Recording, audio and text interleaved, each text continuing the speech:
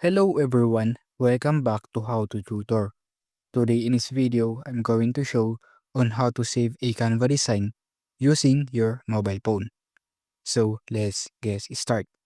First, choose your recent designs that you working on.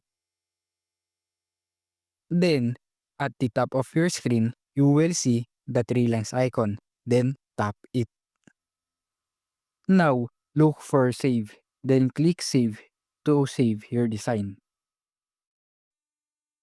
Now, if you want to save your design on your phone, just tap the save icon at the upper right side of your screen.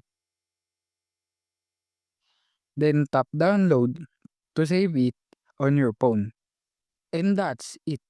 If you found this video helpful, please do follow, like, share, and subscribe to our channel for more tutorial videos.